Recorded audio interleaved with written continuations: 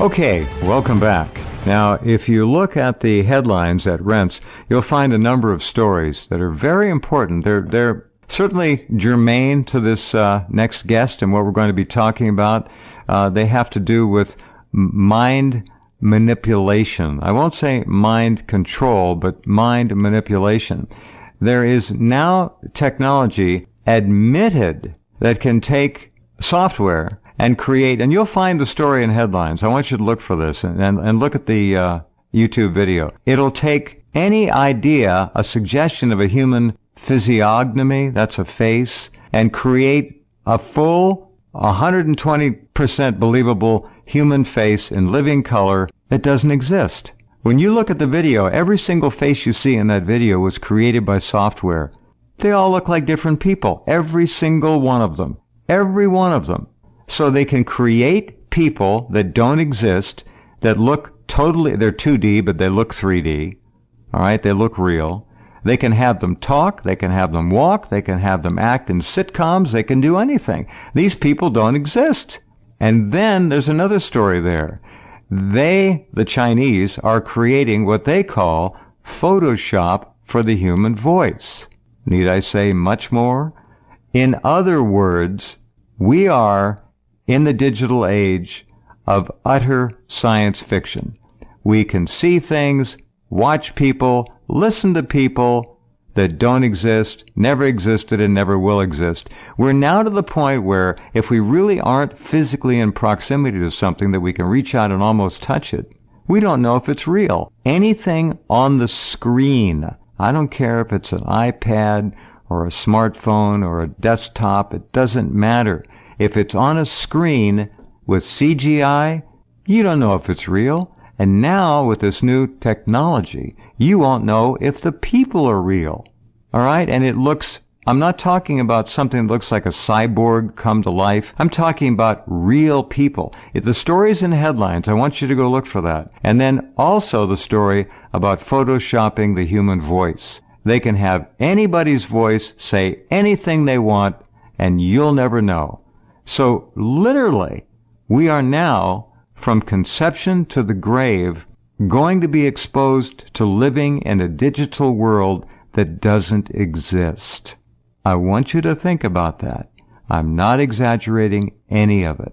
Now, our guest, these next 2 hours, is an extraordinarily brilliant and well-informed, self-taught, which is often the best education you can get. You're hungry, you go looking, you learn. You don't stop. His name is Bryan Tew, T-E-W, and he has knowledge about mind control, mind manipulation, social and cultural engineering on a mass scale, and we're going to go beyond 5G. 5G is bad, but there's even worse technology that is being unleashed and deployed on all of us.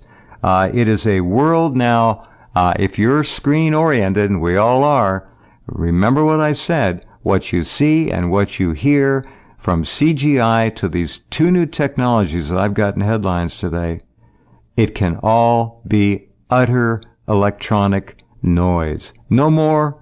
That's it. Just electronics. Doesn't exist. Bryan, are you there? I am, Jeff. How are you? It's been a long day today. Thank you. How is the sound quality? Am I coming through clearly? You sound fine. Real good. No buzz, no hum. You're clean. I appreciate you having me on. When I was working as a contractor for the U.S. Department of Defense and FEMA, the Federal Emergency Management Agency, I was actually targeted with this technology, but had no idea. Right. Did not understand anything about biocommunications technology. In my first year of law school at the University of Liverpool was when I first noticed that I was being, targeted, but at that time I still had no understanding of this biocommunications technology, synthetic telepathy, B2K, etc. Yeah. Like many people who are targeted, I had to connect the dots. It took a while. But I do like to talk about this technology. It's been around for quite a while, and mind control technologies have been around for thousands of years. Education is a form of mind control. Of course it is. Teaching a person how to think. You bet. Yeah. Organized religion is the most, probably the greatest mind control instrument ever created by man. What an engine of death. Yeah, you got it. And suffering, and pedophilia, and corruption, and criminality, and satanic Luciferian worship behind the scenes. And so, various forms of this technology, it's existed in various forms, for millennia. It goes back, we can trace it all the way back to the Egyptian Book of the Dead.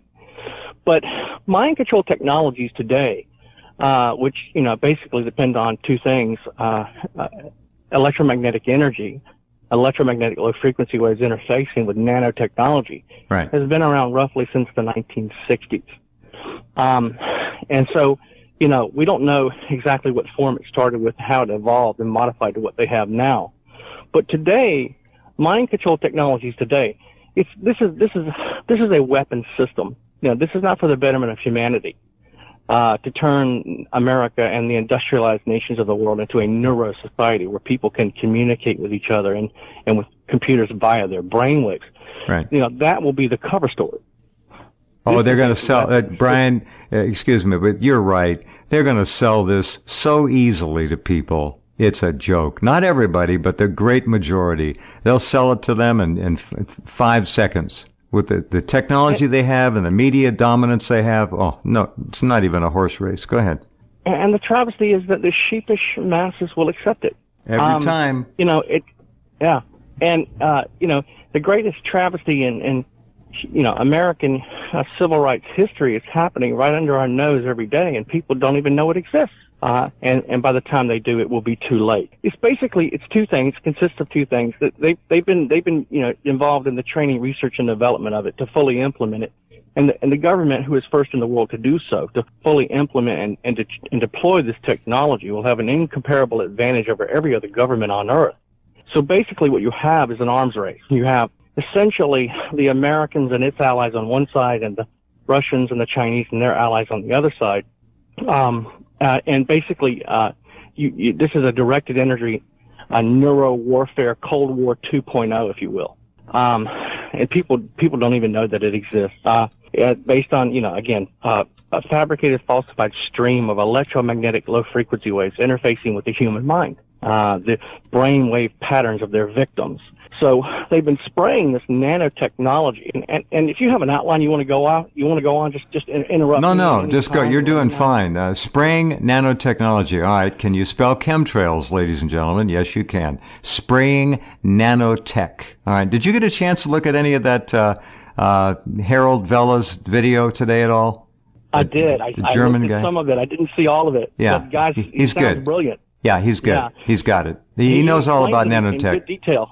Yeah, nanotech, and that includes, friends, Morgellons under that umbrella. We've got chemtrails. We have the dispersion of things, machines, nanomachines, self-replicating machines that can be inhaled. You can drink it with water, or you can eat it with food, and you're getting it all three ways. Believe it. And it's been going on for, since the mid-90s, I guess, is when they started in earnest deploying this with planes, spraying it. Go ahead. Yeah, they've been spraying the nanotech and the biotech, we talked about this yesterday, into the hydrosphere for the last, we know, at least 25 years. The nanotechnology and the biotechnology filters down from the hydrosphere into the water supply and the food chain, and now every American, all 318 million Americans are infected. Once the excuse me again, Brian, and I'll shut up. They're not just infected; they're infested. And when you people think about, well, I'm not going to get chipped, you're already chipped. It's way down the road past that. Go ahead, Brian. I'm sorry. It is. Dr. Robert Duncan, who I'm a student of his writings, of his work, he said, in an interview that he gave, it's just too late. It's too late to stop it. Because one reason is because the technology has advanced so far and is so sophisticated now that there's no turning back. And secondly, there are other reasons, but primarily everyone's already infected with the nanotechnology. We don't need chips. No way. No, this is not based on microchips. It never was. And in fact, they don't even need nanotech. But in a real-world environment, they do need what's called an amplifier, a bioamplifier. And that's what the nanotechnology is. Once consumed in the water or the food, the nanotechnology migrates through the bloodstream to the brain and begins to adhere to the neurotransmitters of a victim's brain, of the person's brain, and then through a process called transcranial brain stimulation, interfacing with streams of electromagnetic low frequency waves, it begins to, that nanotechnology begins to speak to and decode those neurotransmitters through a process called transcranial brain stimulation. And that's how they're able to, the supercomputers that are doing most of the torture and assassination, these CIA and DOD supercomputers, these exascale systems, that's how they're able to build a cognitive model of their victims' brains to eventually achieve direct behavioral control over their victims. Right. So, and if for that reason alone, we can say we probably passed the point of no return. We passed the point of no return. There's another way to look at it. We have moved into a new epoch of not only the human condition, but of human evolution and the potential for humanity to remain. That's now questionable. It was not questionable 2 or 3 generations ago to most people, but now it is. AI and what you're talking about, and you work for DOD, and who else did you work for? I worked for ITT Industries in the Department of Defense. And after that, I worked for FEMA, the Federal Emergency Management Agency. I was a contractor with Parsons Brinkerhoff. But I was just a low-level contractor, nobody really important. But at the time, targeted in Eastern Europe and throughout the Gulf region of America, as I was deployed to those locations with this technology. Basically, what they've done is they've weaponized neuroscience. Neuroscience is no longer just a field of medicine. It's crossed the threshold of medical science, and it's now a chief weapons platform used by the major intelligence agencies of the world. Mind control technologies are based off 3 things: neuroscience, psychology, and what is called satanic ritual abuse. And that's what they've done. They've weaponized neuroscience. And I guess probably we could start just by going over the basics of who, what, when, where, and why. Sure. Mind control technologies exist and for what reason. And is not SRA at the bedrock of how they begin to build these mind controlled, what would you call them? I don't know. According to Dr. Robert Duncan and other scientists who were involved in the development of the technology, one of which I can't even name, whom I got a great deal of research from at the risk of his life, a great man. I can't even name him. But according to Dr. Robert Duncan and these other scientists who were involved in the technology, there are basically 4 main agencies behind it all. Yes, there are, agencies, organizations, personnel, a lot of people involved at the local, state, and federal level, obviously. But, Dr. Robert Duncan said in his book, Project Soulcatcher, that it could all be traced back to 4 main agencies or organizations who are behind it all, at least if you're American. And those 4 organizations and agencies behind it all start with the Department of Defense, my former employer, who provides all the money, all the funding through their Black Ops budgets. Then it's the National Security Agency, which provides the top scientists. Right. But primarily it's the CIA and the DIA, the Central Intelligence Agency and the Defense Intelligence Agency, which provides the contractors, the handlers, the operators, these hive mind teams. They're the ones that are basically responsible for the torture and assassination of mind control victims for the purposes of training, research, and development. It's the CIA and DIA that's targeting and attacking people. And they're using contractors. These government contractors that they're using, these hive mind teams, are mainly cognitive researchers, people who have some degree of expertise in the area of the mind, particularly as it relates to memory and thought process. So you're talking about these hive mind teams, these government contractors, these cognitive researchers being psychiatrists, psychologists, neuroscientists, behavioral scientists, and so on. And they are mainly responsible for the training, research, and development behind all of this. And, they operate in what are called hive mind teams. These hive mind teams are dedicated to the victim, the target. Now, not everyone it has hive mind teams that are dedicated to them. Most people are just remotely tied to a supercomputer, and we'll get into that shortly. Now, you're talking about TIs. Some TIs have a hive mind team working them. That's what you're saying? Right. Okay. Well, as soon as a person is selected for this technology, all the empty or available apartments, homes, offices, hotel rooms, etc., in and around their neighborhood. Snapped right up. Them. Yeah. Right. They're leased. They're subleased. Then the hive mind teams move in. The surveillance teams move in. On and on down to the organized stalkers at the street level surround the victim, and they keep the victim at that point in what's called a floating box. It's called a psychotronic concentration camp. The science behind mind control technologies is called psychophysics. The technology behind mind control technologies is called psychotronics. And say that again, Brian. That was important, please. Psychophysics and psychotronics. Go ahead. Psychophysics and psychotronics. The science is psychophysics. The technology is psychotronics. And they're keeping their victims basically boxed in a floating box. And we'll get to that shortly. But I wanted to just start off with, how they're doing it and why. Basically, we know that the 4 agencies involved are the DOD, CIA, DIA, and then the NSA. But those handlers and operators that are dedicated to the victim every 8 hours, they work in shifts. Not all targeted individuals have hive mind teams. The majority don't have hive mind teams which are dedicated to them, but most trauma-based mind control victims do have hive mind teams dedicated to them. And they work in an 8-hour shift with some degree of overlap. This is also referring to the general term of gang stalking. Understand that. This is what gang stalking is fueled by, hive mind teams. Go ahead. Yeah, the hive mind teams direct the paradigm against the targeted individual, the mind control victim, for training, research, and development. They're the ones that, control the surveillance teams below them, on down to the organized stalkers at the street level.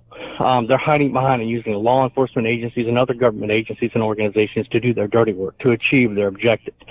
Basically, the hive mind teams are using 2 interfaces, okay? They're using what's called a brain-to-computer interface, and secondly, they're using what's called an electronic brain-to-brain interface. The brain-to-computer interface is simply the supercomputer. Okay, so what they do is they move close to the victim. The hive mind teams will move close to the victim. They will obtain remotely a brainwave, the digital brainwave signature of the victim, the digital brainwave imprint, similar to an EEG readout you would get at a hospital. They're able to obtain that remotely. And then once they have that digital brainwave imprint, that digital copy of your brainwave signature, it's like a fingerprint. They upload that. Like a fingerprint. Okay. Right. It's unique to every person, just like I said, of fingerprints. Nobody has the same brainwave signature. Okay, they didn't take that digital brainwave imprint, that brainwave signature, and they upload it to their supercomputer. And then they remotely tie. That's the key word to understand. They remotely tie the victim for life to that supercomputer wirelessly, remotely, by way of a bidirectional stream of electromagnetic low-frequency waves, specifically tuned to the brainwave signature of the victim. That stream contains a hidden carrier frequency. I should call it a bit stream. It contains data, okay? That hidden carrier frequency, that pulse train. The ELF bit stream of data. Right. The bit stream they're using is specifically tuned to the brainwave signature of the victim so that they can interact with the brainwave pattern. Got it. And manipulate the brainwaves of the victim. So, question. May I jump in here? Of course, go right ahead. We've established that everybody has a brainwave frequency signature. That is clocked. It's uploaded into the supercomputers ultimately everybody will be in there, or most everybody. Can they not use that, we'll call it an address, that electromagnetic signature frequency of the particular person, that brain, that's their address. Can they not generically through, let's say, 5G or 4G or the electric grid or ELF transmissions or satellites, they can just kind of like a shotgun put out their bit stream, and that only that brain will actually receive it. Wherever that person, they don't have to have the person necessarily in a floating box. He could be in the next town over. They can generically put this stuff out, can they? In a bit stream, and that mind will pick it up wherever it is. Well, correct. Obviously, for training, research, and development, they have to verify their technology. So of course, when verification is absolutely necessary, they have to surround the victim. You can't move forward without verification. I got you. Right, but this stream, this bidirectional stream of energy, which they can upload, download at the speed of light, is called the information and injection feedback loop. Okay, so they can, inject at speed of light, and energy travels at speed of light. So by modulation of the phase, the frequency, and amplitude of that stream, they can begin to manipulate the brainwaves of the victim. What's happening is that they remotely tie the victim they're using, to answer your question, they're using 3 platforms. 5G, to the best of my knowledge, is not necessary or required for mind control technologies to work properly. Now, there's a lot of infrastructure involved. I don't understand all that. I would refer you back to Dr. Robert Duncan and the other scientists who are involved. But this stream is an extremely low-frequency, electromagnetic low-frequency waves that are specifically tuned to the brainwave signature of the victim. So you're talking micrograms. Okay? Sure. This would not be 5G. But the 3 platforms they're using to target their victims, people want to know how they're being targeted. They think they're being targeted with towers and satellites. No, you're not. You're not being targeted. They say they're being attacked with towers and satellites. No, you are not. They are simply the relay devices. You're being attacked by a supercomputer. The supercomputer begins to monitor all electromagnetic activity of the victim's brain by way of this bidirectional stream of energy. Mm-hmm. And it begins to monitor and download all that information back into its database. So any set of brain waves can be captured, held, and perpetually replayed in the victim's brain. So what the system is doing is it's copying all the brain waves of the victim, and it's downloading them back into its system and building within the database. Wow. Of the supercomputer. Wow. They are actually model. Yeah, they have a complete 4D model of the brain and the psyche and everything else of the targeted individual. This is fascinating. We have to take a break, Brian. Hold on. At the rudimentary baseline of a lot of people that end up in this awful matrix of electromagnetic frequency hell is this satanic ritual abuse, trauma-based induction into this program. Can take many forms, of course, but let's not forget that. And that is certainly linked to institutionalized, weaponized pedophilia from the church to the boardroom and everywhere in between. It is just a horribly ugly, dark situation. Back in a minute with Bryan Tew. Okay, welcome back. Talking about the world, the invisible world of mass mind control and individual mind control that is, it's just extraordinary. Talking with Bryan Tew, T-E-W, about this. Go ahead, Brian. Well, to answer your question about the hive mind teams, people want to know where they are, where are they coming from. They're not in some underground base somewhere. They're in every town, every city in America. They're hiding in plain sight. The best secret is that which is hidden in plain sight. And these hive mind teams are hiding in plain sight. They're the psychiatrists at the local mental hospital. They're the psychologists at the local children's clinic. They're the, neuroscientists at the local university, etc. Okay, they're hiding in plain sight. And that these cognitive researchers are the ones that are responsible for a lot of the torture and assassination that goes on for the purposes of training, research, and development in mind control technologies. They're using 2 interfaces, like we said, the brain-to-computer interface. That's the supercomputer. The sophisticated and advanced exascale system downloads all of your, all electromagnetic activity, all these synaptic responses, the electromagnetic emissions of the victim's brain is downloaded at speed of light. Energy travels at speed of light, so they can download, upload at speed of light. Sure. Back into a database. As the supercomputer is programmed to build, using various software programs, a cognitive model of your brain, to eventually achieve direct behavioral control over you.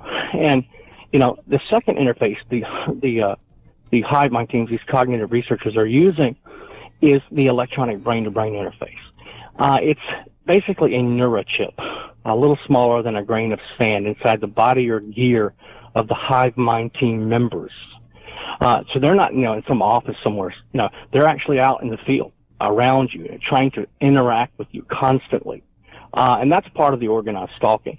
So the electronic brain-to-brain interface allows them to inject, to manipulate the brainwave signature of the victim, to inject, once they've been able to build a cognitive model of the victim's brain, to begin to to clone their one of the people involved in the teams is called a clone. This is basically, a psychiatrist, psychologist, etc., a cognitive researcher that basically clones his brainwave signature to that of the victim, so that he can begin to inject with his thoughts, his memories, his sensations into the victim's subconscious to manipulate the mental substrate of the victim, the self. Got it.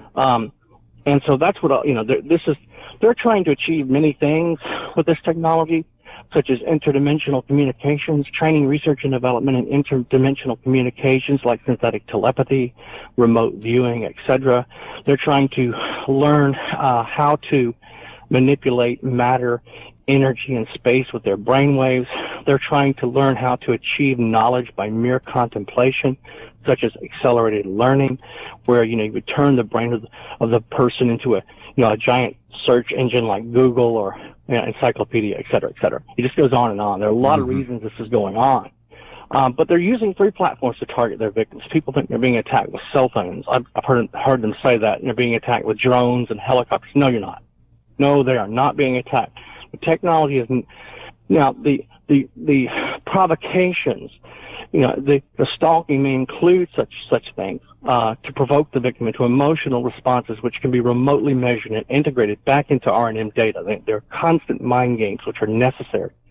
But you're being attacked by a supercomputer, and it's using one of 3 platforms. So it's using a tower, a satellite, or what's called a mobile platform. Okay? And so Brian, can they not also just use the Gwen towers for national coverage, or the grid for regional or local coverage? They can introduce any frequency they want into the grid. It goes right into the home or the office or the location of the individual and emanates and radiates from the wiring in the house. That's another possible platform, isn't it?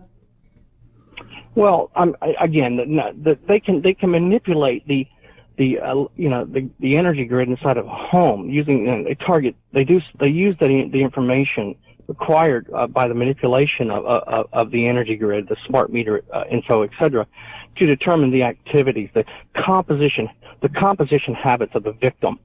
But all that goes back to the mapping of the brain of the victim. They're using physical and psychological trauma. This is very important. Okay, they're using physical trauma and psychological trauma to map out and reverse engineer the sensory and neural pathways of the victim's brain and central nervous system. So constant, torture to map out trauma to the victim's anatomy, to map out each region of the victim's anatomy. Give me an example of torture. Directed energy torture. Your skin begin to modulate the stream of energy, targeting the cerebral cortex, causing your skin to burn. Well, your skin is not really burning, but the sensation is just as real. Okay, or they can cause other forms of pain, pulsating pain to the head and ears. They can basically by simple modulation of the stream, the phase, frequency, and amplitude of this bidirectional stream of energy, they can target any region, any organ of the human anatomy, because the human anatomy is a vibratory organism. Each area, each region, each organ has its own vibration. Yes, I understand. Right. Can they not also induce in that individual severe states of anxiety, depression, elation, whatever they want? They can play with that person and make them feel like they're having a nervous breakdown, I would think. That can cause them to have one. Yeah. But yeah, all of that is part of their tactics designed to use trauma, physical and psychological trauma, to map out the sensory and neural pathways of the victim's brain and central nervous system, because they're trying to achieve one thing, essentially. They're trying to reverse engineer the will, intellect, and emotion of the victim. In order to do that, the victim must play the game. The technology is based off a lot of different things. One of the main tactics, one of the main processes they're using is the hypergame theory. If you understand... Say that again, please. Hypergame? Hyper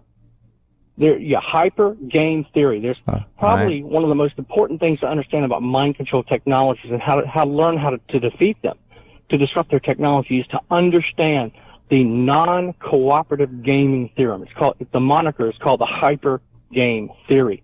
Basically, hyper game theory is essentially two models combined into one. It's game theory applied to decision tree modeling. And John Nash used that model game theory and applied it to decision tree modeling, and he was able to mathematically prove that by constantly and perpetually altering any value in the model, one can constantly and perpetually alter that model's expected outcome. So with CIA and DIA mind control technologies, the model is the victim. Okay, so by constantly and perpetually altering any value in the daily activities, daily life, finances, health and well-being, etc., of the victim, they can constantly and perpetually alter the outcome of the daily life, daily activities, etc., of the victim, forcing the victim into an endless series of counter moves, forced adjustments each day, trying to function and survive. This is very important, because each counter move, each forced adjustment the victim makes, trying to function and survive the trauma, is an evoked potential.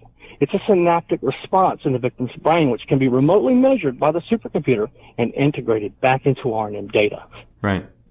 So, hyper game theory, they're using even the tactics, the organized stalking, and we'll get into that in just a second, is based on this model known as the hyper game theory. So basically, what the system is designed to do, and there are a lot of things that they're doing. Basically, it's understand that there are key words involved that help a person understand how the technology is being deployed against them. And it's a fabricated and falsified stream of energy. It contains data, okay?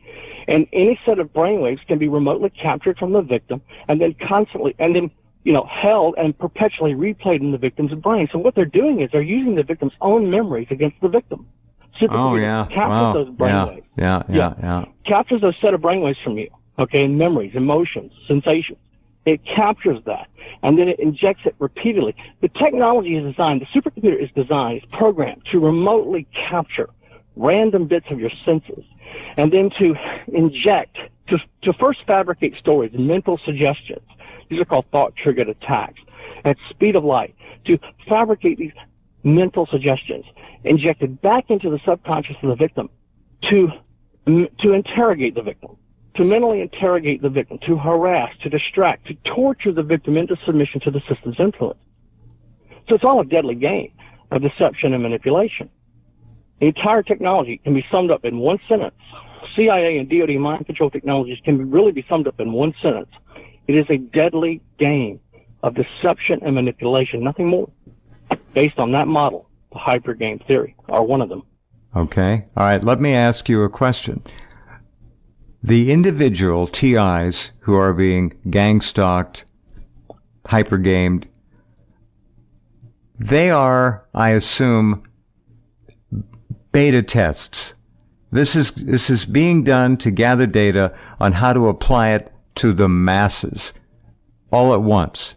Correct? They're learning. We're in the process where they're building their entire infrastructure to run the whole human race at some point. Right. Correct. It's being scaled up to cover all 318 million Americans, obviously. Right. At some point, that's the picture. But organized stalking is simple to understand. Okay? If you just understand it's based on one thing and one thing only. Choice, reference, patterns. The choice, reference, patterns of the victim. Okay. What are choice references? They're memories. Previous memories. Right. Okay, what are patterns? They're a pattern of the previous memories of the victim. It's called choice reference patterns. So they basically profile the victim. They build a profile of the composition habits of the victim. And then based on those previous choice references of the victim, they begin to station the organized stalkers at various vantage points. So based on those previous choices where they know the victim is going to go. Okay? Because of the victim's memory. Remember, they're targeting your memory and thought process. Mind control technologies are designed to interfere with the memory and thought process. So the organized stalking is based off that premise. Choice, reference, patterns. They're gonna target you with organized stalking based on your previous choices at those locations, your favorite cafes. In order to understand organized stalking, you have to go back and look at a pattern of your previous choices. Your favorite restaurants, your favorite bars, your favorite, modes of transportation, etc.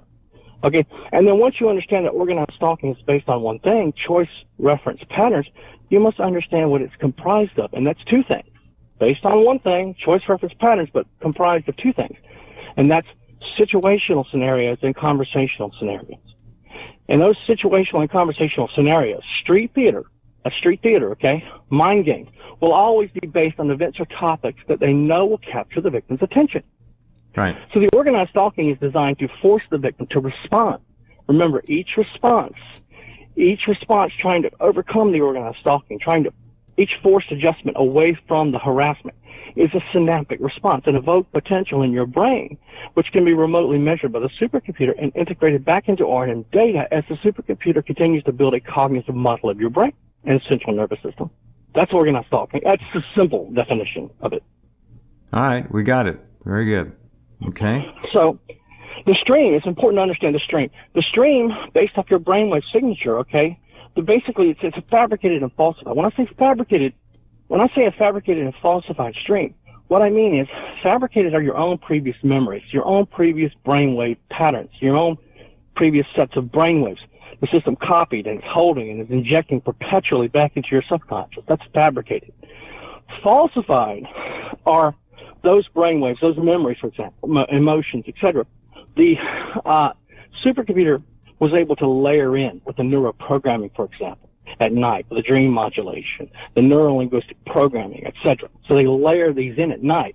Well, organized stalking is necessary to determine, engage, and measure the effectiveness of their technology. So they got to determine whether the neuroprogramming is effective. So using trigger stimuli, trigger words, trigger objects, trigger colors, trigger symbols, etc., they have the organized stalkers engage in these mind games, street theater, constantly to determine if the neuroprogramming the night before, etc., was effective. So the organized stalkers are they're used for a number of, organized stalking is used for a number of different reasons. For surveillance, to keep the victim from defeating the technology. For example, if the victim was able to move into a dead zone, they'd have to flush the victim out. To discredit the victim, try having a rational conversation with anyone about the fact that 100 hostile strangers are following you. It's not possible. They know that, etc. But primarily to provoke you constantly, to force you to respond. Their entire technology is based on their ability to capture your attention at regular intervals and force you to respond to them. Wow. Pretty grim. Pretty grim. All right, so what are they going to do with all these TIs who have been so thoroughly programmed, databased, and uploaded? The computer will know as much about them as probably they do about themselves, if not more. So what are they going to do with these people? What's the net gain? What is their goal? Why are they doing this? Those are questions that I'm sure many out there are asking. Well, again, we basically talked about why. They're training, research, and development. Yeah. What they're going to do with the victims after they've reached their objectives depends on the victim. But they're essentially disposable, though. Right. Well, they don't want witnesses. Listen, most mind control victims, there are hundreds of programs, okay? State-of-the-art mind control, trauma-based mind control, omega programming, beta programming, etc. There are hundreds of programs, okay? It depends what they do with the victim, with the targeted individual. It depends on the program they have placed the victim into. For example, state-of-the-art mind control is based off the ignorance of the victim. The victim has no idea they're even targeted with this technology. Their life goes to hell, their health, their career is destroyed, their families are destroyed, but they never knew. They never know, and they'll never, many of them, of course, will reject it out of hand as being even possible. They'll say, ridiculous. They won't know at all. No. Right, yeah. So it's not necessary for the government to do away with them, unless that's part of the objective of the experiment. But primarily, they have four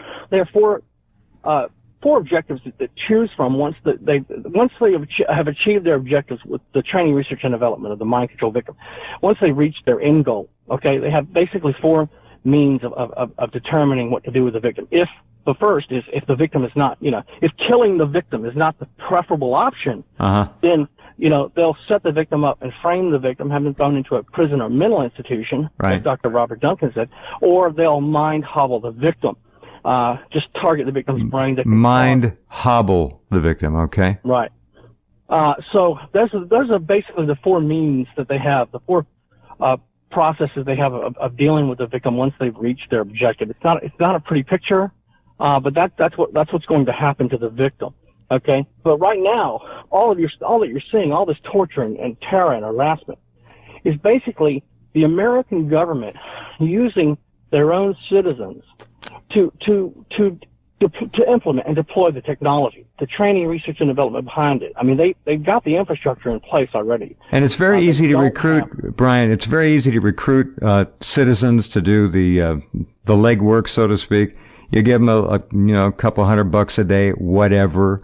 You tell them you're really doing something important for the country and its security and its future. And many of them are only too happy to take that mantle up, right?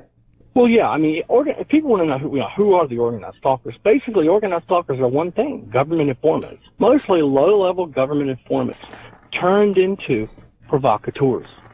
Okay, to provoke the victim constantly. Okay, right. So they're just low-level informants, most of them at the street level. That organized stalking is based on picket surveillance. Okay, picket surveillance. So basically, and leapfrogging and other tactics which they use. That's organized stalking in a nutshell. What was it? Elite what? Elite what? Picket surveillance. I got that, but you said elite fogging? It sounded like you said fogging. I'm sorry, leapfrogging. Oh, leapfrogging. Okay, leap. Got it. Thank you. Surveillance and counter-surveillance method. And so, these they're used as verification triggers and verification markers for the technology. So they can't allow the victim, the mind control victim, to engage in a random pattern of a chaotic and random pattern of situations and conversations. It disrupts their technology. Remember, every response of the trauma-based mind control victim must be verified. They must constantly run the victim through a verification routine each day, where the system probes the victim for a set of responses. Okay, and then once if the victim is able to counter those probes, and the operator will will stop that process and try to verify by other means.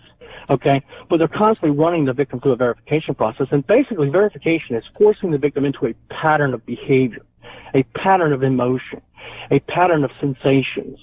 Okay, so what they're doing is they're trying to force the victim into emotional responses after emotional responses until they can generate enough of these responses from the victim, these synaptic responses, which can then be correlated into what are called response statistics.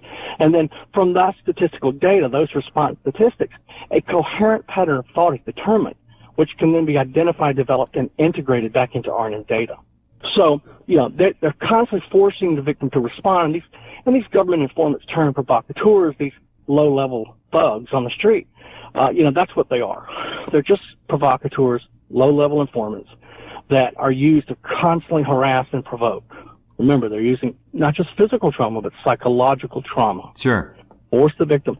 That's why they need to.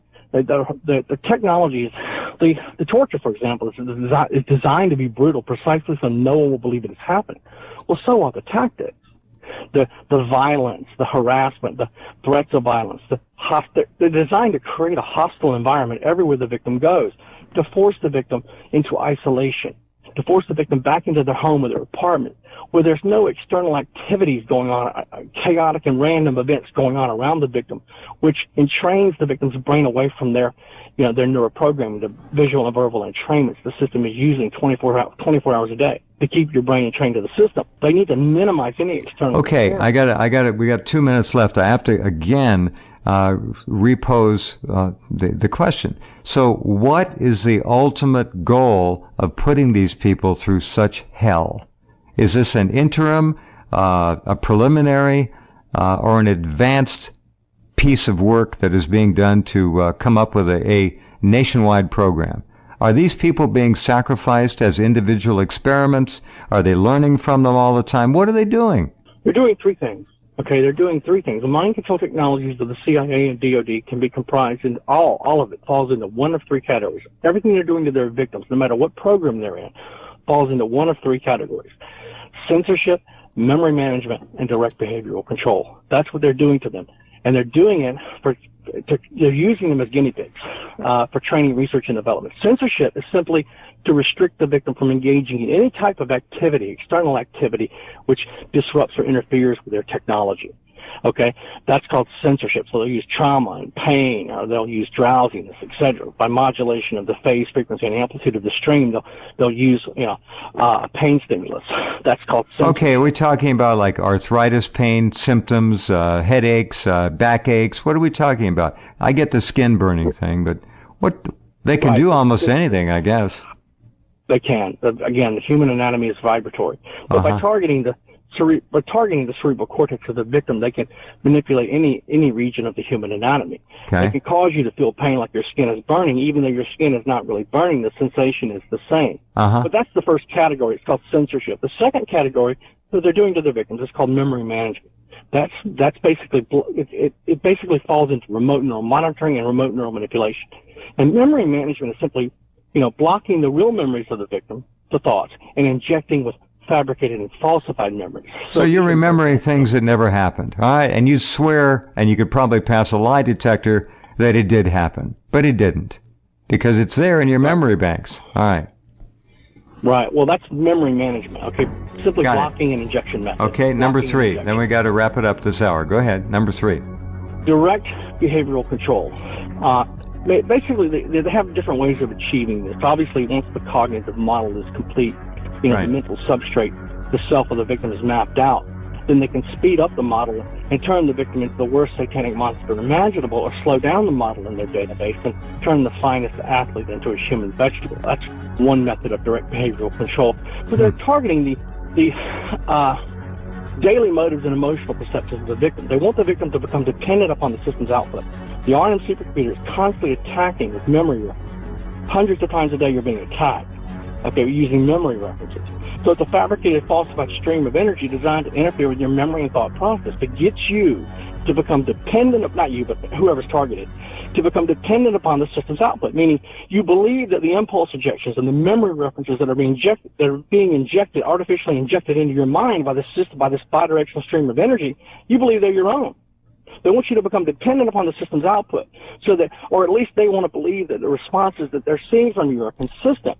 And at that point is when the system, the R&M supercomputer begins to fabricate these subconscious responses, which pretends are indicators of what you just mentioned, indicators of honesty, dishonesty, positive recognition, anxiety, etc. And then they use those memory references, those impulse injections, to convince you that the responses that you're having are your own. Wow. Okay. All right. Artificial. Pretty damned evil. Pretty damned evil. All right, Brian. Very good. Hold on a minute. We'll take a break and come right back and pursue this a little further. Talk more about 5G in the next hour. Some other things, and some of you may be wondering how all of this is being delivered most often that we're discussing now. We'll talk about that as well. Okay, welcome back. Talking with Bryan Tew, that's spelled T-E-W, about mass mind control, manipulation, and all the rest of it.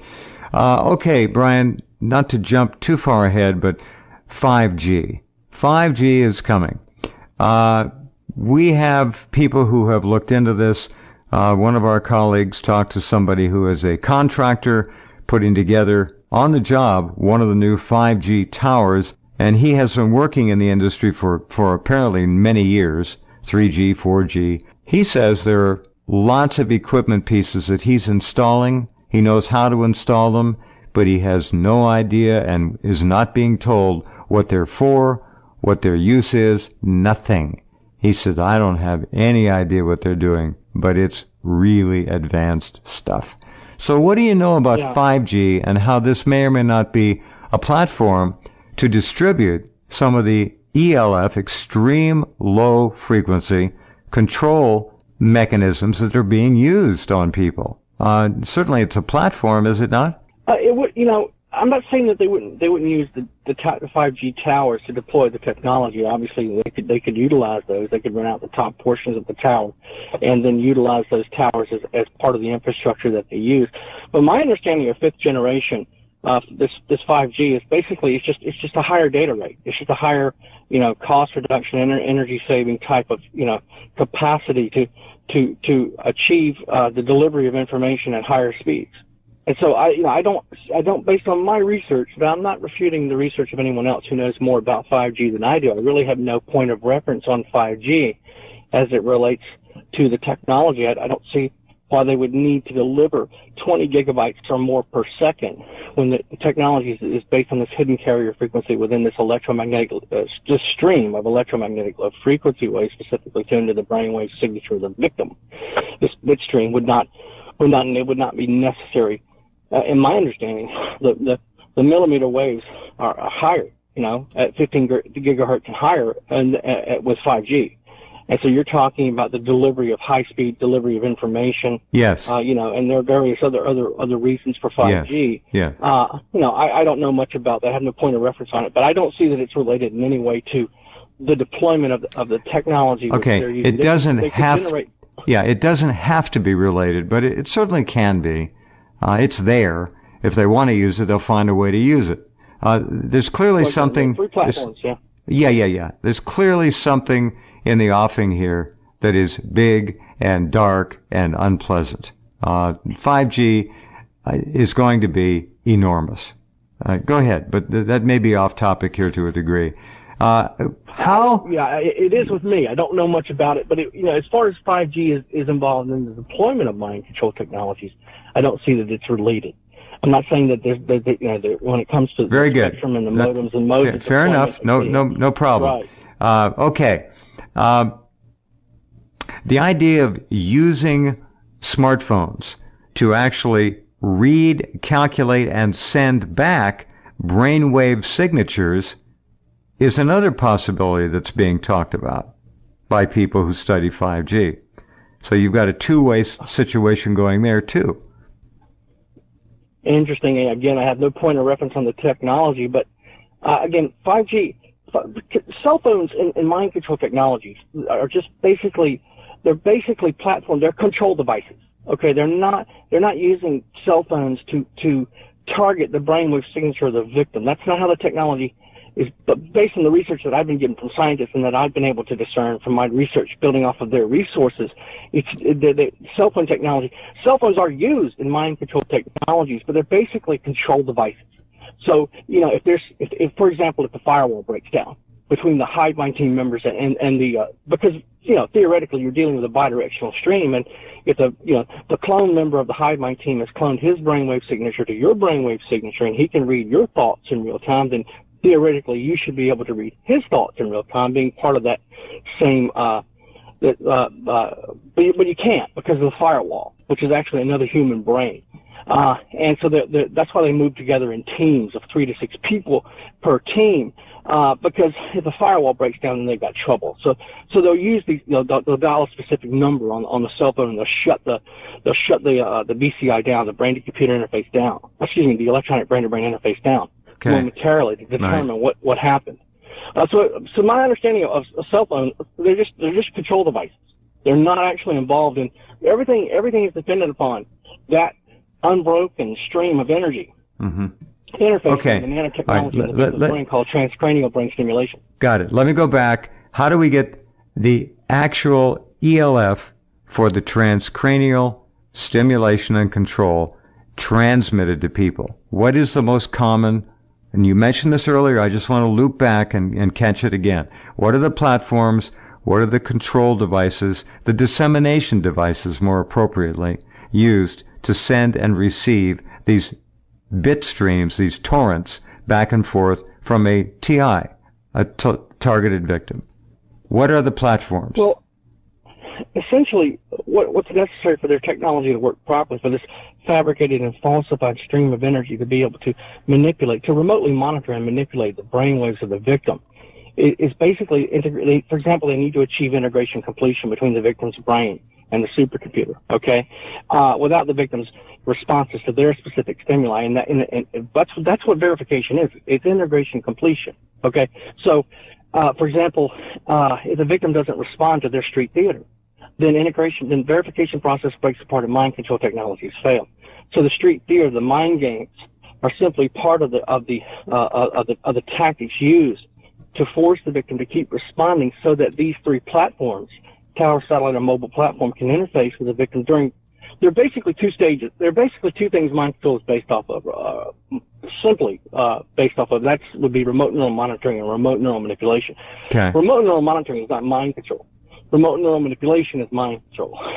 Remote neural monitoring is basically the ability of the system to identify, to read, to image, to measure, and to transmit data regarding the neural activity of your brain or whoever's targeted. Okay, that's the simple definition of remote neural monitoring. It gets more complicated than that. There's formulation, the first stage of remote neural monitoring, which is the cataloging and collecting of your memory references, the data regarding those memory references injected back into the subconscious. Right. The supercomputer collects and catalogs. Then there's predictive integration, which is the next stage of remote neural monitoring, which is basically the interpretation of that data.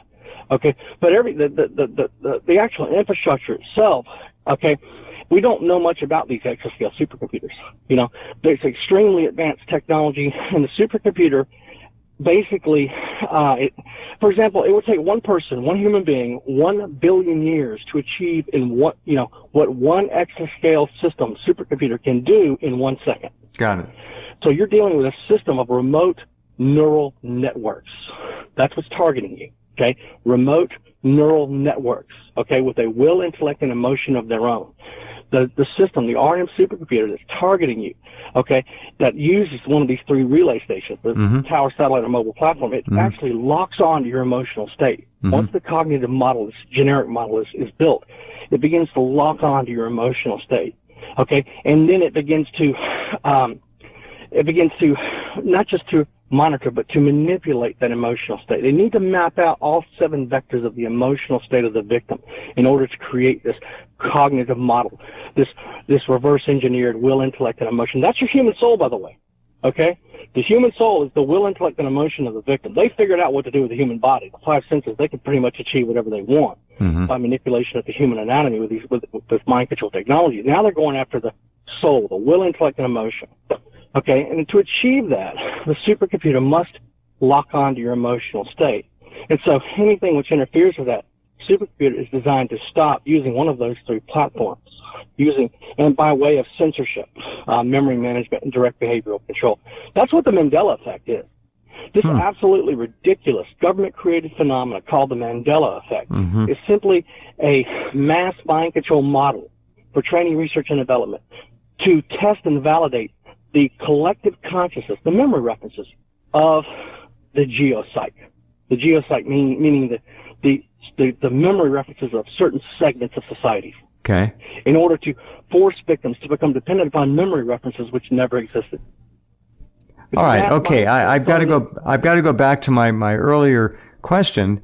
Is this program in a developmental stage at this point, or is it considered a done deal and they're just playing with people, getting ready to roll it out to even more of the general populace? Where are they on this whole program timeline? R&D.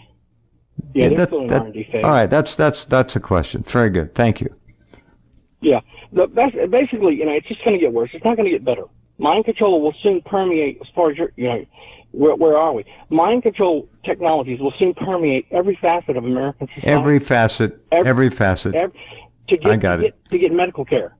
Soon you'll be able to make a phone call with your brainwaves, hands-free, of course. Using a brain-to-computer interface. Soon, right now these brain-to-computer interfaces, which you're seeing on the market today, such as the ability to move prosthetic arms and limbs, driverless cars. Mattel has a child's game where a child moves a metal ball around on a table with his brainwaves. All of that's based on... Mattel has that now already? I didn't know that.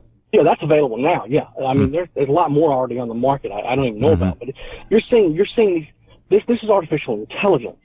The mind control technologies of the CIA and Department of Defense are not based on artificial intelligence. That's old hat technology. That's artificial intelligence as we know it is based upon if and then algorithms.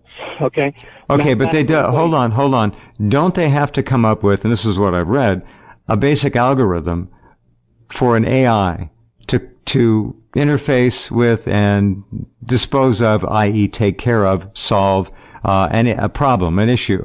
Some kind of a decision has to be made. So they give them algorithms to do this. They have to have one for basically every issue. That's why I had a story about a month ago now. There is a move afoot, and when they talk about we're going to work on this, or we may work on this, or we're planning on working on this, usually means they've already done it. They're going to teach AI common sense. Human common sense. Now, what does that mean? That's a pretty damn subjective term. Your common sense may not be my common sense. So whose common sense are they going to teach AI? And how relevant is that? That's a huge issue. but that's where they allegedly are. Yeah. Allegedly. Well, no, they're way beyond that. That's okay. That was my preface. I said, okay, go ahead. That's what we know about them. They actually abandoned the math a long time ago because they realized that no matter how many trillion and billion and octillion mathematical equations, algorithms you create, they will still not cover every scenario. Everything. That's right. That's right. People are too unique, too different, even in their cognitive makeup. So they abandoned the math. Okay. They moved to a reverse engineering of the human mind. And that's what CIA and DOD Mind Control. So they're terraforming the individual human brain, the mind, the psyche, the soul, you name it. They're going to go through and remake it in whatever image and configuration they want. The system, the supercomputers are designed to clone, to download one's entire persona and psyche back into its database. I understand. And then based on, that cognitive model being complete, to begin to be able to predict and influence in advance the reference choices of the victim during thought composition. As the victim is formulating his thoughts and preparing to act, the supercomputer already has that persona and psyche, all your emotional state downloaded, every vector of your emotional state downloaded, so I can already predict and influence those events in your life in advance and achieve direct behavioral control over you. Sure. Okay. All right. So this would be the last generation of really quasi-unfettered free thought. I think we passed, like Dr. Robert Duncan said in an interview that he gave, I think we passed that stage a long time ago. We may have. I think that I think that mind control technologies that exist today, that are on the market today, are nothing. I mean, the government is about 80 years ahead of the technology available on the market, and they're 500 to 700 years. We got this from somebody who was inside the information, who had the detailed information before he was assassinated. They're 500 to 700 years ahead of with the technology which is not available on the market. So, it's hard to gauge and measure, where they are. All we can do is, from my own personal experiences, begin to try to, take the research and resources available, and then based on that research and those resources, contrast our own personal experiences with the technology itself. So I can't tell you based on my limited research, how far advanced they are, but I think we're probably, as Dr. Robert Duncan said, free will is probably a moot point now. All right, I'm not going to argue that. There are always some exceptions, but they've got it to the point that I think they can impose as much control as they essentially want over an awful lot of people. And because the technology is designed to mimic the normal cognitive behavior of the victim. They can do so without the victim even knowing. Or the victim's friends won't know it, even their spouse won't know it, necessarily. That's how they create these hauntings. That's how the CIA uses the occult and haunted houses and other spoofing tactics against people, against targeted individuals and against entire communities to try to determine what they can maintain as truth, to learn how to subdue or to radicalize a person's belief system. Because they're simply, most people don't even know they're being targeted. Millions of people are being targeted right now with this technology tied to these supercomputers, these system of remote neural networks. Right. Okay? And hundreds of thousands of them are trauma-based, and the majority of them don't even know. So unless you have some basic understanding of the technology and the tactics, because the technology is designed to mimic your normal cognitive behavior, it's very difficult for people to determine they're actually targeted with this technology, especially when you're constantly being run through a verification routine every day where the system is verifying your responses by forcing you into patterns of behavior. It gets frustrating. Wow. It gets, debilitating. But unless you have some sense of trauma or pain, it's really, not possible to determine that the government was behind it to begin with. It's using your own memories against you. They're using your own responses, your own motivation. Your own memories against you, and in many cases, those memories don't really exist, except in your mind where they were placed. Right. Well, those are falsified. Okay, they do layer in falsified memories, but they also use your own memories, which are fabricated memory sets of brainwaves. Okay. So, and sometimes people don't realize that it's my memory, therefore it must be me. It can't be some artificial a supercomputer injecting this into my brain. This is my memory. So they personally identify with the thought, with that synaptic response, with that motivational impulse. So unless there's some way they can contrast their own normal experience from contrast their own normal memory and thought process from which you do by learning to read active memory. If you can read active memory, you can begin to contrast your own normal memory and thought process from the artificial impulse injections that the supercomputer is attacking you with.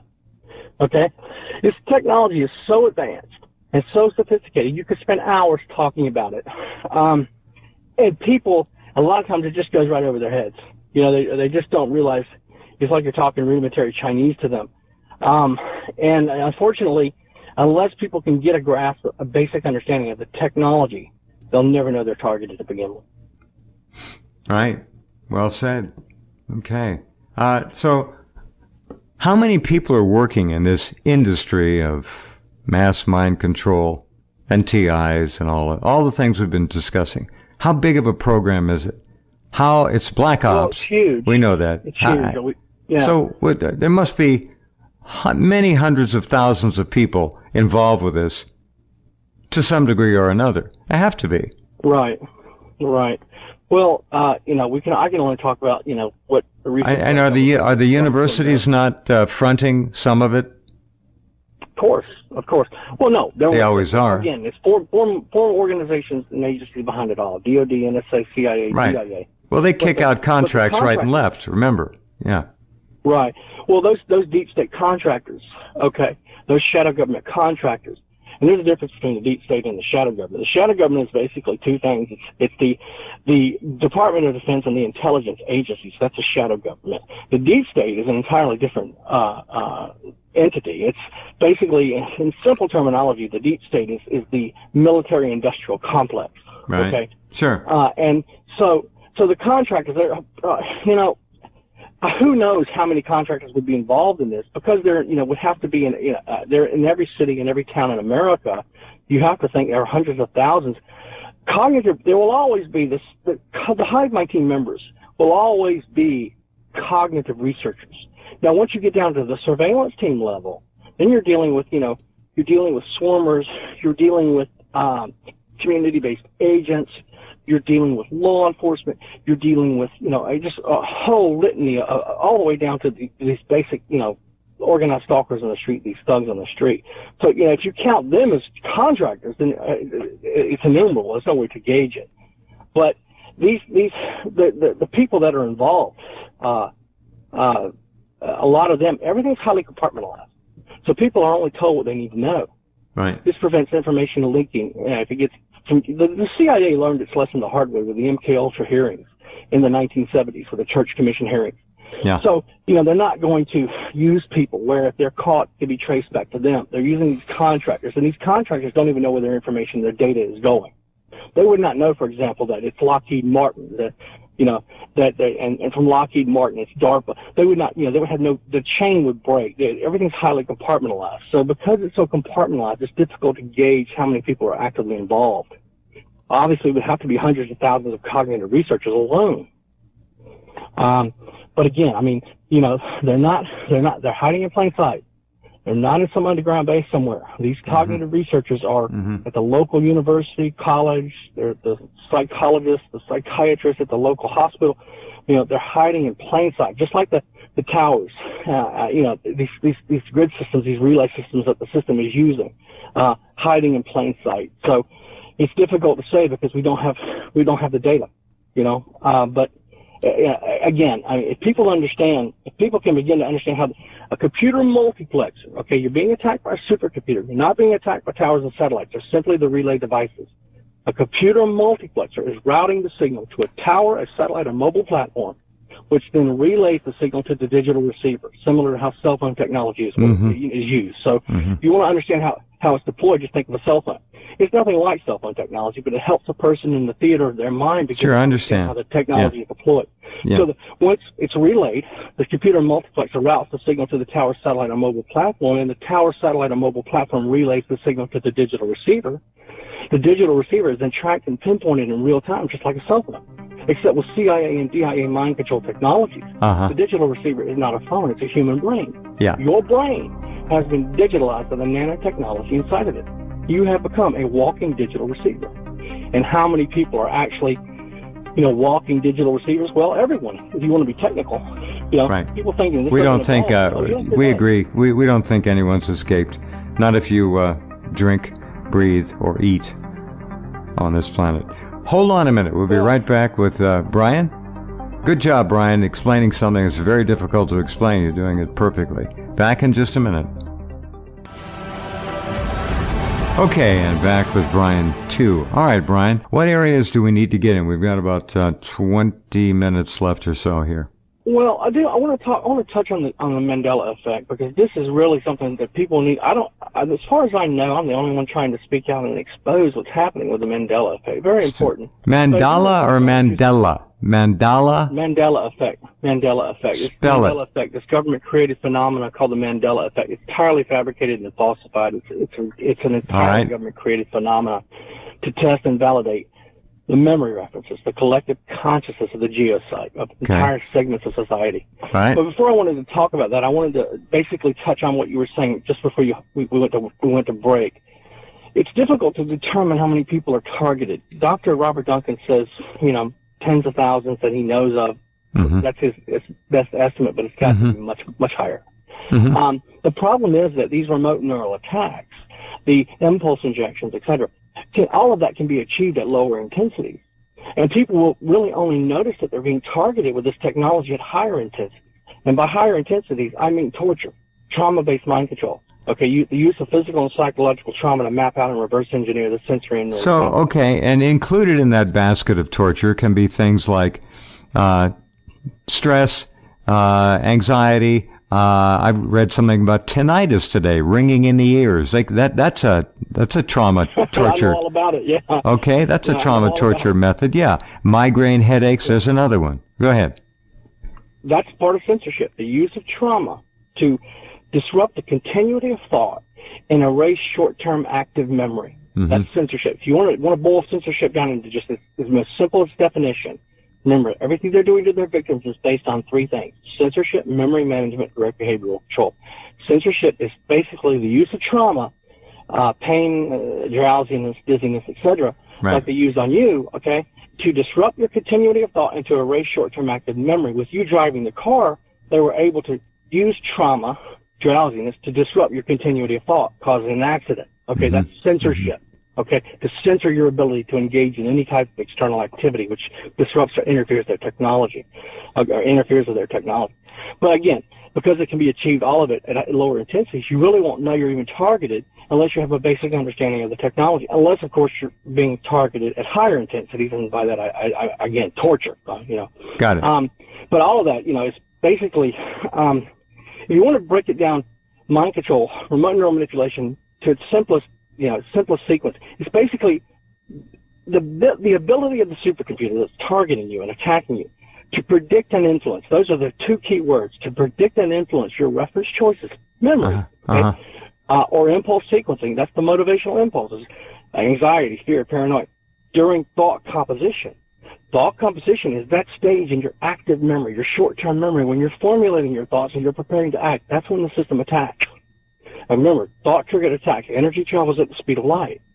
Okay? This bidirectional stream, unbroken stream of energy is designed to attack you during thought composition as you're formulating your thoughts, to pitch you into some type of action or access sequence, to deceive and manipulate you. That's mind control.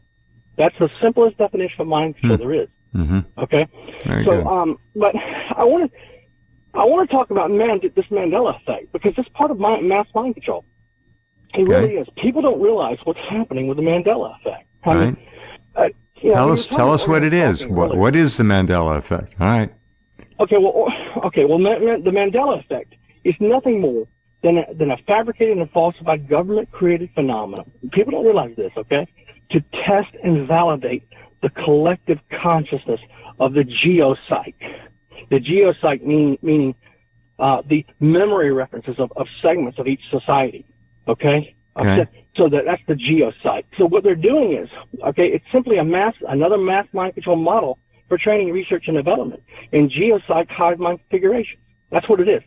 I'm absolutely amazed that rational and credible people are even falling for it. Okay? But unless you understand mind control is premised on memory management, and that's what Mandela effect is. It's basically global or societal memory management. Huh. Okay? This fabricated, falsified, government-created phenomena called the Mandela effect is basically training, research, and development in global or societal hive mind configurations for the manipulation of that collective consciousness, those memory references of the society, the segment of society which they're targeting, to learn how to reshape societal thoughts and behavior, to manipulate the daily motives and emotional perceptions of entire segments of societies. That's the Mandela effect. It's just a government-created, I won't say, it's a fabricated, falsified government-created phenomenon to measure and gauge how models of deception and manipulation can be utilized to force a population or a segment of society to become dependent upon the fabricated memory references which never existed. Remember, we talked about, they want you to become dependent upon the memory references, to believe the responses are your own. That's memory management, okay?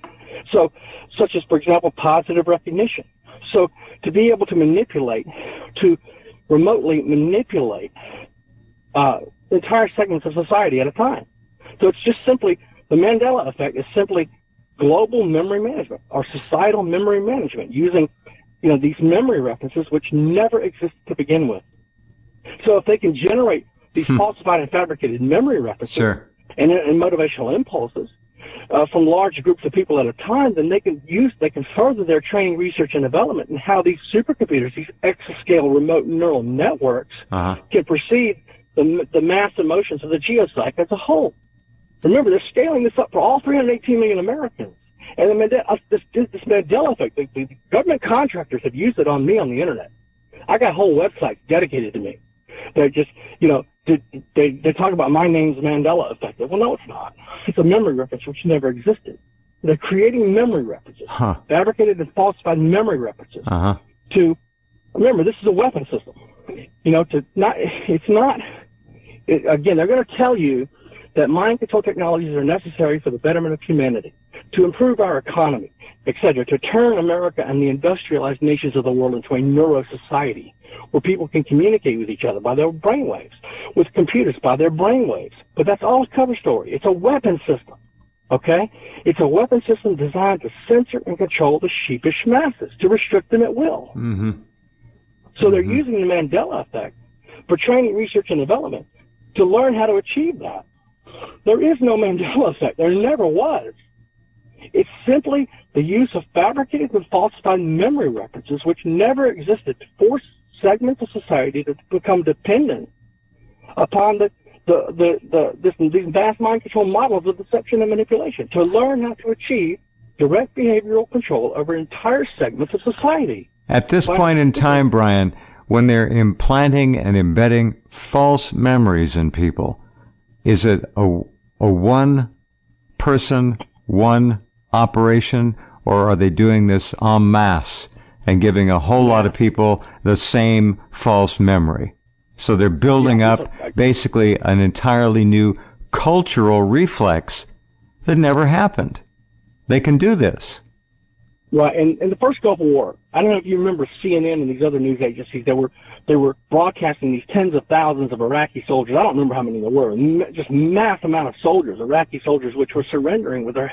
Oh yeah, they thought they heard the voice of Allah, or whatever. Well, many of them. You know what that was? Right, it was falsified memory references. Listen, memory is basically three things. If you break it down to its simplest level, it's just three things. You have short-term memory, long-term memory, and sensory memory. Yeah. Now, it gets more complicated than that. You have residual memory, you have active memory. We're just going to make it real simple. Okay, short-term memory, long-term memory, and what's called sensory memory. That's the three categories of memory. Well, they're targeting your short-term memory, your active memory, okay?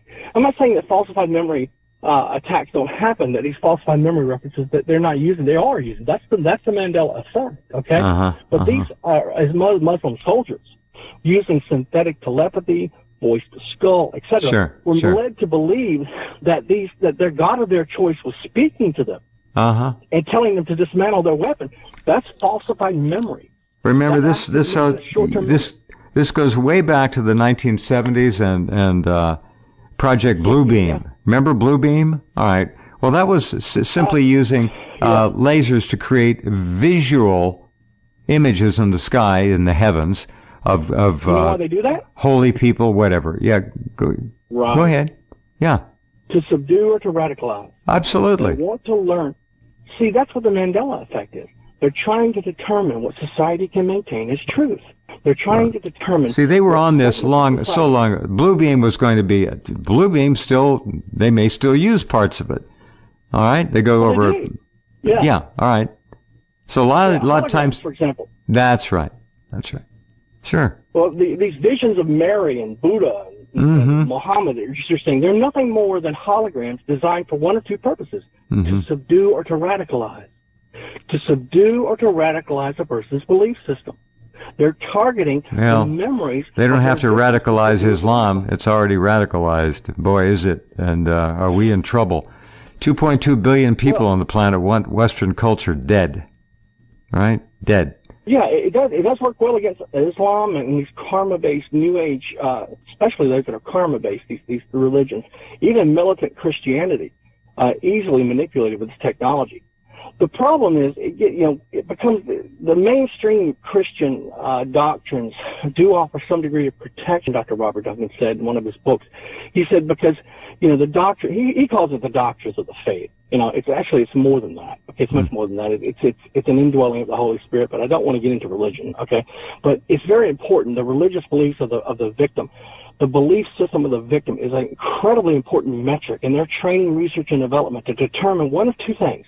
One, what can the victim maintain as truth? That's the Mandela effect. That's what they're doing to determine what society can maintain as truth, what segments of people can maintain as truth, segments of society. But secondly, to either subdue or to radicalize.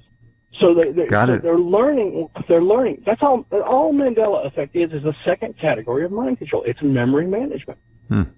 So again, I don't want to beat a dead horse here, but it's just the technology is so sophisticated and advanced, it's hard to even scratch the surface in 2 hours, especially with the Mandela effect. This entirely ridiculous. Well, here's another angle, which may or may not play into their plans and may be used by them, but this whole issue of smartphone screen addiction is huge. People, the millennials especially, younger people, they are so addicted to these electronic digital devices that they literally can't put them down, can't turn them off, don't want to be left alone without some kind of interaction with that phone or that screen or friends who are involved with it as well, that they never have time to sit and think. And when you're sitting alone and with your thoughts, usually ideas are born. That's when ideas most commonly show up. So we're not getting much proactivity in life anymore. It's all reactive. So when you're talking about screen memories and false memories and embedded memories, these are reactive tools. Same thing. I agree. They're using social media. They're using whether it's the internet or it's Pavlovian, for God's sakes. You get something good, you get a dopamine release in the brain. You're happy. It's addictive. All right, that's smartphones. You get a message, you get a text, boom, you get a dopamine release. You're happy. It's like drugs. I am amazed. Of course, your eyes have been open and my eyes have been open. Okay, the matrix, the red pill, blue pill. Our eyes have been open, but I am absolutely amazed at how many Americans are deceived. These sheepish masses of America are deceived by the talking points propaganda machine of the mass media, so-called mainstream media. I know. The government is using for mind control. I mean, they're manipulating the memory and thought process of the American people with these with social media, with absolutely mainstream media. Yeah. So we could just go on and talk for hours on this. I'm so glad that I was able to talk with you. Dr. Eric Karlstrom and another scientist told me you were trying to get a hold of me. Eric mentioned you, and I'm glad you reached out. And I need to get Eric back on the program, so please pass that along to him. I need to talk to him again. I'll email him. I want to give a shout out to these scientists like Dr. Robert Duncan, Dr. Eric Karlstrom, Dr. John Hall, Terry Roberts, so many, who have risked their lives to expose that. I mean, this was not their fight. They had no dog in this fight. Okay, their consciousness would not let them sleep at night. They took a look at their families, at their children, at their grandchildren, and they realized the only way they could save them was to save you and me, or whoever's targeted, not you, but people like me. So they went to war for people they didn't even know, and they risked their lives to do it. And many have paid the ultimate sacrifice. They've been killed. So we owe a great deal of gratitude to these scientists like Dr. Robert Duncan and Dr. Eric Hallstrom and others who have risked everything to try to expose this insidious evil that's will soon permeate every facet of society. Right. The mind control. Oh yeah. It's coming down the tracks. It's already ready. They are doing R&D still. They'll keep working on it. Artificial life. That's right. Correct. Yeah. So people don't realize that. I mean, these remote neural networks, these conscious supercomputers, Jeff, they have a life of their own. They have a will, intellect, emotion of their own. They're artificial life. They're not artificial intelligence. So okay, you just said something. What are they? If they're not AI, what are they? AI is based on mathematical algorithms. They abandoned the math about 25 years ago. They realized that long ago. So the AI thing is the AI thing, Brian, is misdirection. That's what you're saying. A lot of it, chattering AI. Well, they use three methods of deception. They use disinformation, misinformation, and misdirection. That's their main three methods of deception. Say those three again. Say one more. Say those again, please.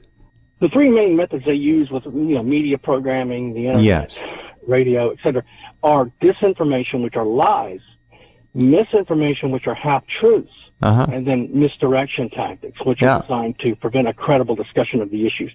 So it's much easier to spot a lie than it is a half-truth, And so they preempt the facts, basically, with, they've weaponized information systems. They've weaponized terminology like conspiracy theorist, they basically are preempting the facts.